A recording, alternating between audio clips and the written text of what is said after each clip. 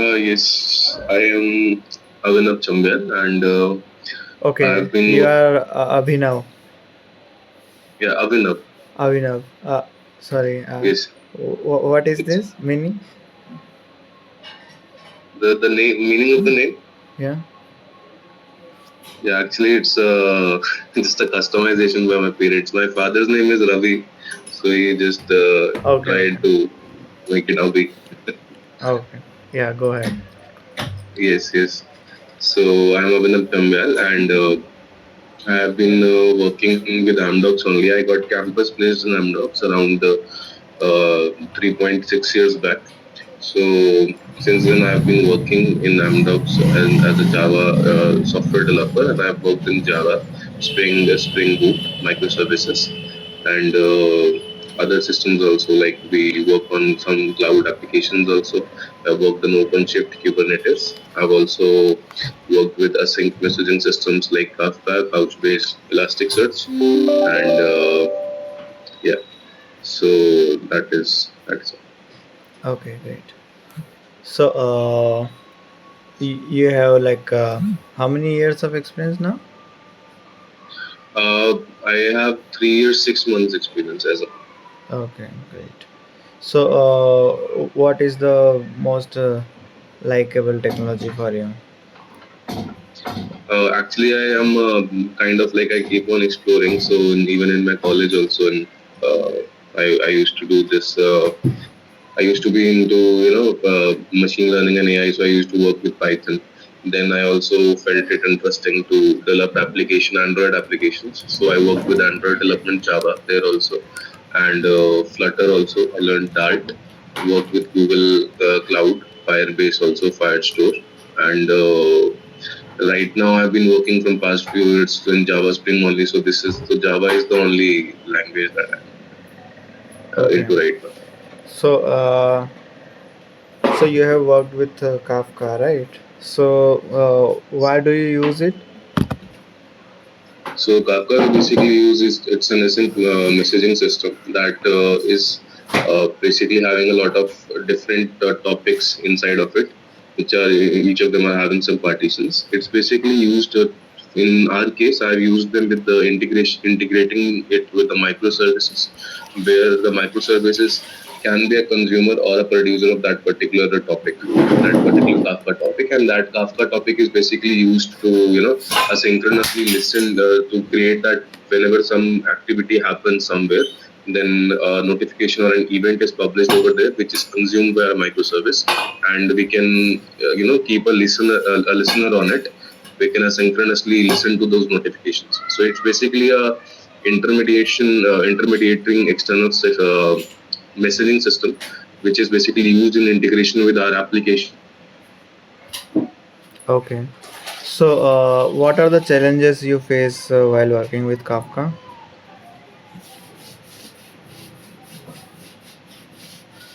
Am I audible?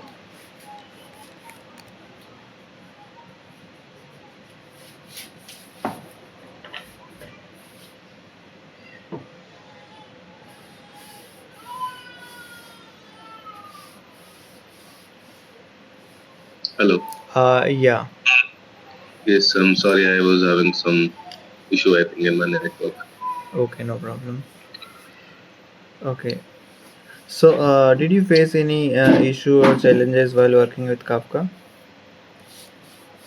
Uh, yes, the challenges was mainly with the integration part because in a microservice, when we generate a microservice from Swagger, at that time basically we have all these models generated for us and the main configuration part. So we are supposed to take the when an event is published, we're supposed to get that event in our delegate. But before that, the integration part is done in the exe layer of the microservice, where we have this values.yaml config app config.yaml file. In there, we have to mention everything like our bucket's logical name and what is the consumer name. Also, all of these configurations. So one challenge I faced was to integrate. I had to create a consumer. I had to create a new microservice which was consuming my particular Kafka topic, and in that I put in everything properly and even the delegate was there. The implementation also I wrote, but the event that was being published on the topic was not being listened to by the microservice. So the challenge that I faced was that you have to we can't debug it or anything because we can debug it if there is some issue in the implementation part. But the issue was with the configuration that the connectivity itself was not happening. In the consumer groups, in the topic, whenever we go to Kafka topic, we can see in the consumers, we can see the consumer ID. So in there, I was able to see the consumer ID, but still I was not able to see the message in my microservice. So that was a challenge. How I fixed this challenge was that basically the configuration to connect our microservice to Kafka topic was correct, but when we get that event, then internally it is supposed to be mapped to our. So we have to provide configuration for that also. We have to provide the bean name, the logical bean name which is there in our delegate. So that name was not correct. That's why it was not coming in the delegate, and that was why it was not able to be debugged also. So that was a challenge I faced. Okay. Nice. Okay. So what is service discovery in this? Service discovery in Kafka, you ask? Uh, is there service discovery in Kafka? Yeah, like can you specify a little bit more? I might have heard about it, but No, not in Kafka. It's in microservices. yes, yes. The service discovery part is basically like how we use it. We use a API GW portal, right? So what happens is that we have a centralized place where all the API calls are going to, and when that API calls goes to that place, we basically have to discover which service it's basically trying to call, and that is done based on the endpoint. Like if we are having some, we basically analyze the whole API call that is made, and based on that call, we basically find out which service exactly is supposed to, which service owner we are supposed to call, which particular container we are supposed to call. So that is a service discovery part in the microservices. Okay. So what are the design patterns you have used in this? The design pattern we use basically are supported by the dependency injections only. So how we have used it is basically that we have a centralized, like in every model. So supposedly, whenever I create a microservice, I have some 8 to 9 layers, different layers. Like I have a delegate, I have a gateway layer, I have delegate inside of it. I have also a service layer, I have a test layer, API layer, parent layer. So all of them are there. What the main design patterns that I followed is that we basically what we do is we have the config or resources file. So that is there in all the models, and inside there we have a centralized app config file where we basically are mentioning it as a annotation configuration or auto configuration, and inside of it we have created beans for a lot of different all the beans that we need, so that all of them are created inside the Spring container as soon as the application is hosted on any cloud platform. So that is the kind of design pattern that we have used in this applications internally, and whenever it's required in any class, we just inject it. Like for singleton applications, for singleton beans, we basically use that scope. Mostly singleton is used, but sometimes we also need like Pojo objects are there. There are some Pojo classes where we need to instance the whole objects only. So there we also use prototype beans, and all of it is handled centrally using dependency injections. So this is the design pattern we use. Okay. You used API gateway also. Yes, yes, we use it Uh, like it. so what's the use of this? So API gateway, we denote it like this is also API gateway is basically a service where every call earlier we used to mention every service explicitly. So every service had to be explicitly mentioned in the API itself, but that was not very secure, as every API is very much clear that which service it's calling to exactly. Now what we are doing here is that we basically are supporting a API gateway service. This service basically receives every API call, but it basically filters out that API call at which particular service is supposed to call from the endpoint and from the host name and from the endpoint. So basically, there are some parameters based on which it is filtered out which service is required to call. So the API gateway is supposed to segregate that call and redirect it to that particular microservice or that service. So what were the security concern without API gateway? The security concerns without API gateway was that first of all, every service is very much explicitly clear that what it's supposed to call. If supposedly I am using an application and internally also like internally, supposedly I'm using Camunda PPM or something. So in that, Now how it is more secure? yes, yes. Because see, if in Camunda also, like you also eBay must be working with Camunda, right? Yeah. Do you have it? So in Camunda also, you see, we have these steps. Every step is a process. Every step is having an execution listener. Every step is having a implementation process. So all of them are mentioned there in our, like we have a order workflow orchestrator config map where we have that, okay, this particular step supposedly is supposed to call this microservice. Now if somebody from outside of my system tries to hack into my system or that application internally, they can just directly get the name of that particular service that is being called for this from our backend, and they can directly try to use any SQL injection or something to hack that service itself. Basically, it creates basically using API gateway creates a layer of abstraction, encapsulating all of the APIs inside of it. So nobody knows from outside at which service it's calling exactly. We internally only segregate it inside the API gateway. Okay. So can you give me a end-to-end flow of the data where including all the things you have used, like from the client side, that where it is logging it with a username and ID, and where this is going, and how it is authenticating and authorization, and all the things till the database and back. Okay, okay, sure. So I'll tell you about a simple product order scenario that I've worked on. I've also worked on automating of these scenarios, another implementation part of it. So first of all, what we do is we create token. So this token can be of API gateway type, or it can be of key cloak type.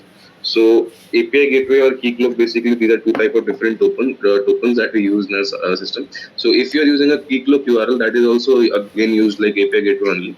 Or API gateway, you can use a different token. So once you generate that token, using that token, you are basically now that token is supposed to be used in every API call we are supposed to make. After that, we create a user, a dummy user basically. I'm talking about a scenario in our testing environment. So I'm supposed to create a user. Then this user is basically having some access roles and everything. These roles are basically like edit, read access, what access they are having, and are they an administrator level of user or not. After that user is created, they basically are supposed to we basically are supposed to provide the whole metadata for that user. Like we create the geographic address, or we create the we create the billing account for that user. We also create the address, or we also create the what kind of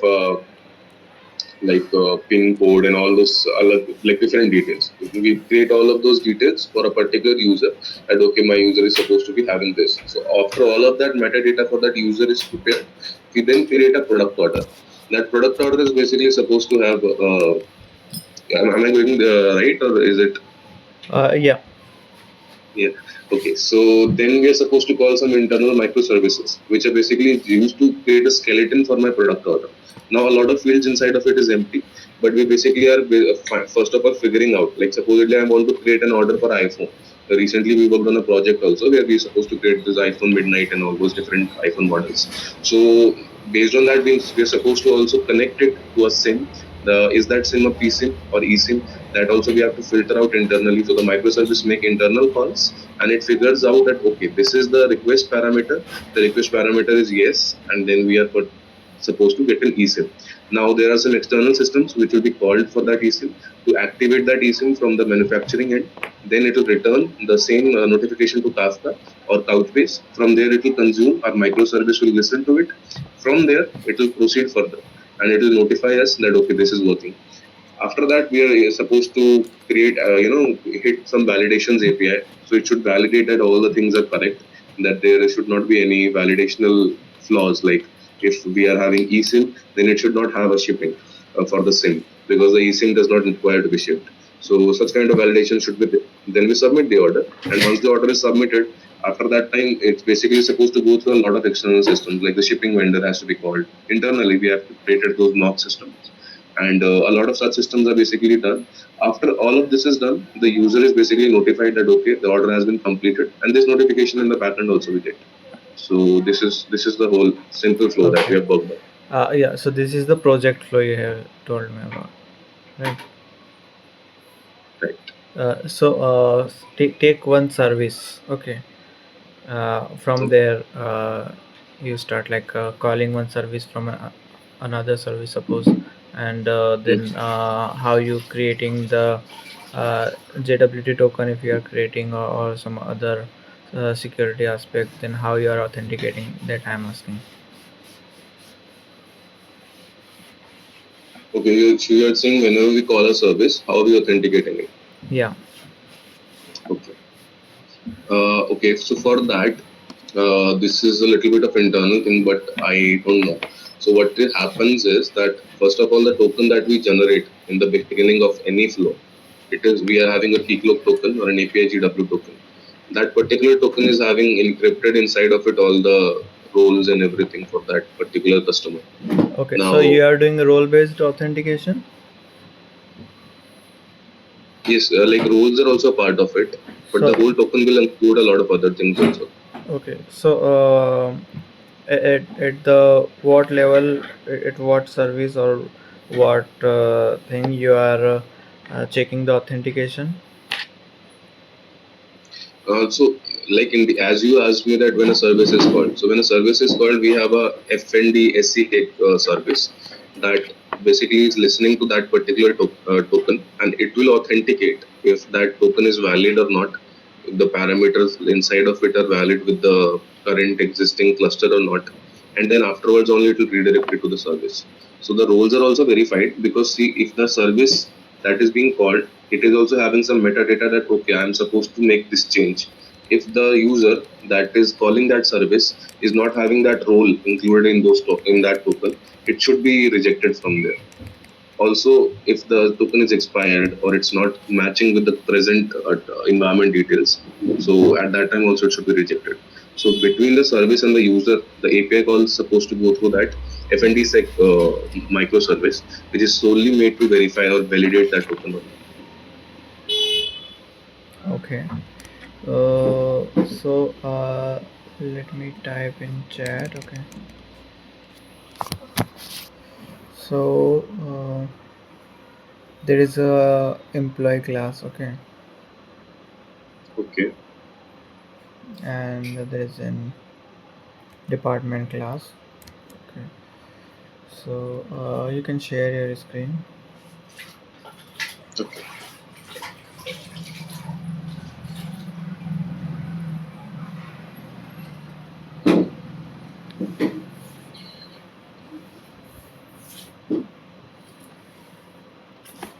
Can you So see it? not yet. Yeah, I can see it now. So you can copy this in any notepad or editor. Okay. And Okay. okay, let me send in a code format. Okay. Yeah, I have resent it in a code format, so it will be easy to copy and paste. Huh? One second. We are supposed to name collectors. One second. I think it is copying it, but showing as plain text only. Hmm. One second. I'll just figure this out. Java.util collectors public class.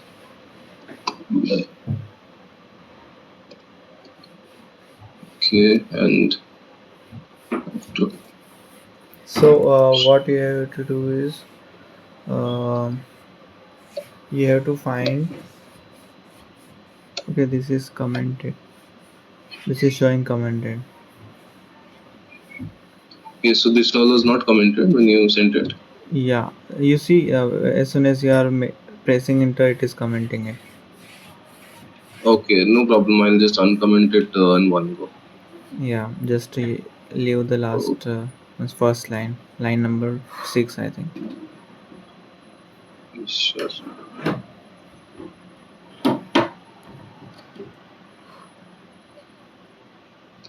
Last and first line you're asking. No, Okay. just first one. Yeah. Okay. So,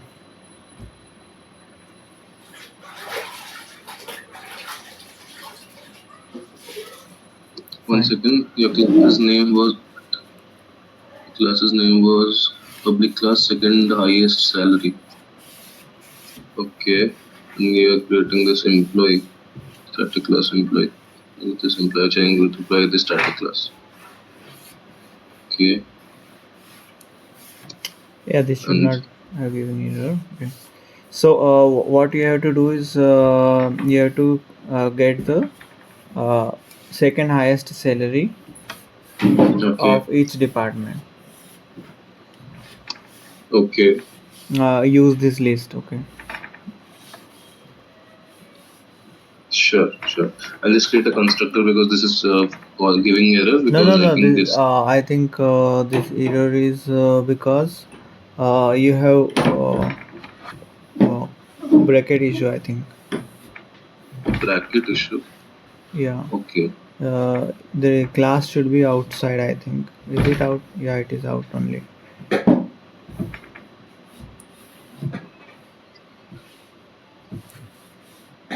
Yes. This is a static type of class. Static class. Static class has to be inside a class, other Yeah. class, right? Yeah. Yeah. Just create constructor and it Okay. will work. Yeah. Just create constructor by Yeah, no problem. refactor. Yeah.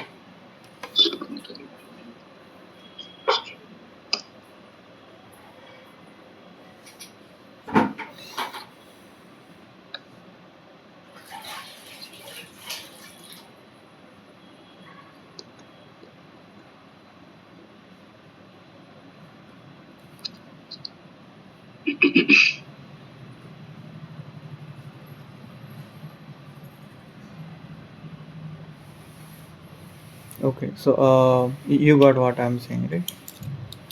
Yes. Yes. So you want me to print out the person with the second highest salary? You're saying Yeah. Second highest salary is for each department. for each department. Okay, for each department. Alright. Department IDs are separate and okay. Okay.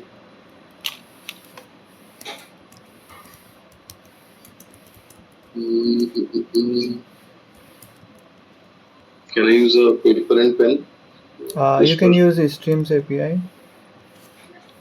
yes, yes. So that's fine. So Uh, I want to use stream API on my list and that stream. And I want to get the department wise super department also. I want if it's supposed to be there. Okay, or maybe I can do this. So in the employee class, we're having a different lot of. What do I want to print exactly? I want to print that employee information or employee name or you can what? just create any collection. You can create whatever it suits you.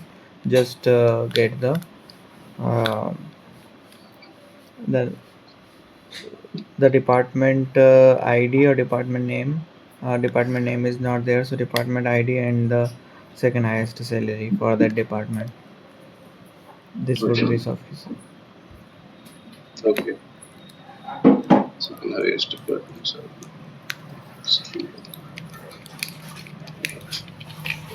so I want to अगर map करूँगा तो उसकी stream आएगा if I sort it out based on what I need to sort it out. Sorting it in the descending order of the sorted if I give it. So sorted I have don't have it as key and value. Take me to values supposedly.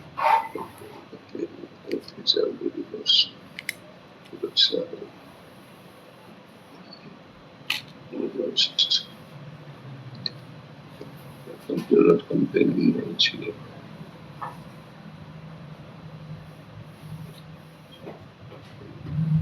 But comparing integer on integer and type only the salary is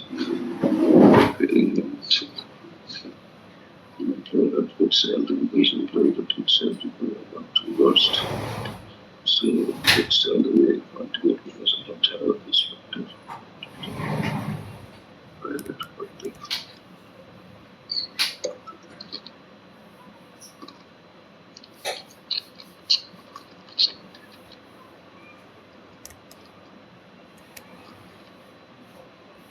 Turn.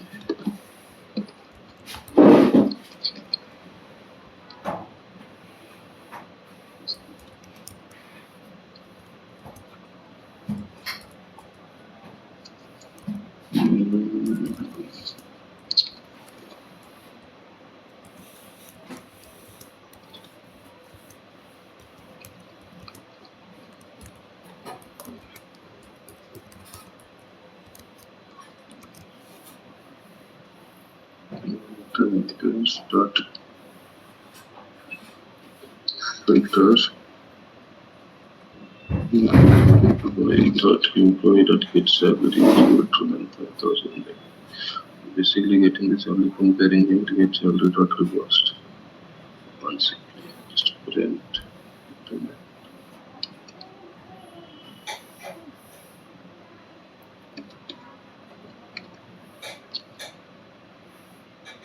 Okay, I got it somewhere. So you can copy this and paste in the chat. Okay, whole code. Okay, no, but one second, please. I think I'm having some other issue. I'll be able to solve it. Just need to get some time, you know. Yeah. Just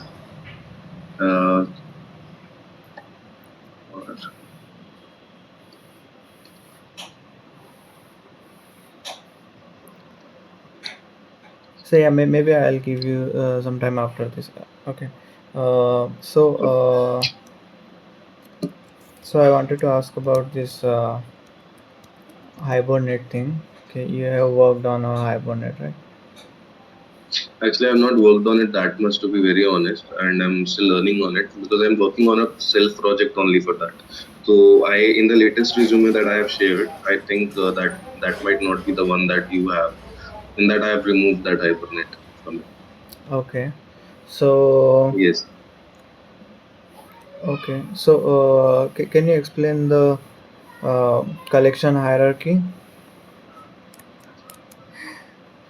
Collection hierarchy. Okay, so the collection hierarchy is basically such that collection is an interface that is basically used to support the whole databases inside of Java, and the collection interface is the parent of the at least set, queue, and list. So inside of collection interface, which is an interface, it is extended by three other interfaces. First of all is list. Second one is a set. Second one is a queue. Third one is a set. All of these three interfaces are basically having different type of data structures. Now, inside collection interface, we have all of the methods like add method is there, remove method is there, but based on the individual interfaces that are implementing or extending it, the functionality changes a little. So, like the list interface, which is extending the collection interface, it is also having all these elements, but it is supposed to have a data structure, represent a data structure which is ordered. So it is an index-based data structure. So list interface is supposed to have some other methods also, which is basically having index, add element at a particular index or remove element from particular index. Then list interface further going inside. Got it. So can you explain when there is already abstract class is there, then why there is a need of include the default method in the interface? Wouldn't it make it similar? Abstract class can have the methods, then why it's need to create a default method in the interface? Okay, abstract class is already there, then why do we need a default method? Okay, so you're saying that because in the default method we can provide a body in the interface also. So you're saying that if an abstract class is already there, why are we supposed to? Yeah. Okay, and you are saying this because an abstract class can have methods which are having a body and also method which is abstract. So that is why. Yeah.